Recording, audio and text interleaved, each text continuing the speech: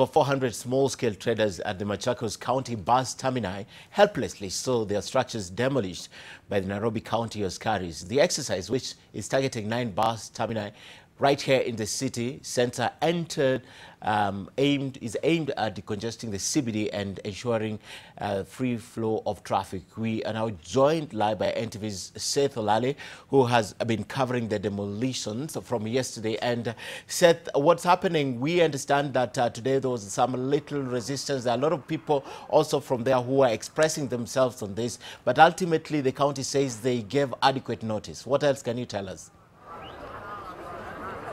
Well, you're right, Ken. A lot of bickering and opposition, especially from the small-scale traders, who they say that the same county government licensed them to operate at this particular place. But you talked about the demolitions. They started here today on day 2 of this exercise. They started at around 8:30 a.m. And what you're seeing behind me is just some of the aftermath of this particular exercise, which is being conducted by, or rather led by, the Director of Operations, Peter Mbaya, who represent the Nairobi County Government, and they're targeting 6 other bus termini in an exercise that is aimed at, what you say, decongesting the city, as well as relocating matatus from the CBD to these particular areas. But that has not gone so well with the small-scale traders here, who say they were not given enough notice to vacate.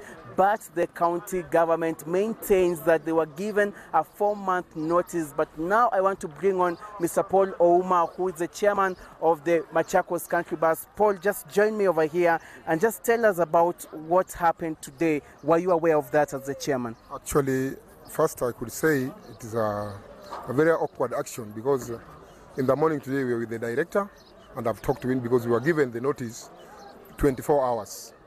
So we agree in the morning that he's not going to come here until we sit down as the stakeholders, because we are ready to cooperate with the county, what they are going to do. But what has happened, we are with him in the office. I just heard that things are moving on, there is the demolition. So I could wish and I could request the government, if they're doing this because we are the still Kenyans, we are the still people who remain here, we must be contacted, we sit down as stakeholders and we agree on appropriate time where the demolition can take place. We don't deny any development. If we want development, we cannot deny. But the way of doing it is actually, it is awkward, I can say that one. It's a very inhuman way, because you see, like now, this person yesterday ordered for some milk, ordered for some breads. Could he been told yesterday he could don't open tomorrow? He could not done it, but it is just open that way. They cannot cheat us that they are given notice 4 months ago. We are here and we are the people who are here and we will be here. Whether they demolish it or whether they don't demolish, we are here. So notice were given yesterday and it lapsed around 2 p.m. yesterday. I go to see the director, we discuss, because we are not denying, we know they are cleaning Nairobi, which is not bad, but in which process, in which way? So now they have demolished. What is the way forward? And I was going to ask you, what's the way forward? Will you remain put? Will you relocate? What are you going to do after this? So with us, we are here. Nowhere we are going, because even Nairobi, you know, there's no land, Mr. White. There's no land. We'll squeeze ourselves here. It's only that we must arrange ourselves and they will come with us, because nowhere we are going. You see, like here now, it's feeding more than 10,000 people. Hawkers, tots, managers of buses, feeding a lot so many people. So we cannot deny that we will go somewhere. There's nowhere we can go. Even now they're talking about parking. Parking here, we have lay parking of 57 lay parkings. Can it fit all Nairobi? The government must have another resource to check for that. Not only Country Bus.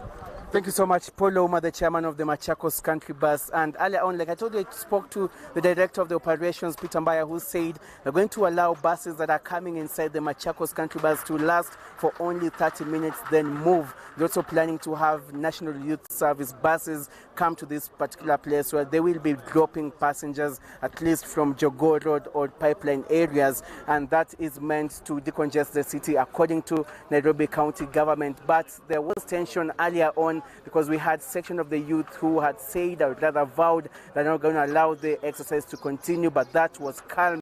There is heavy police presence backed up by county government, Nairobi County Government Askaris, and so far the operation is continuing. They are going to go next to Central Bus Station and later on Mudurwa. And so this is some of the development that we will be bringing you in our subsequent bulletins, Ken. Right, Seth Olale, thank you very much. Seth, reporting on day 2 of the demolishment currently going on.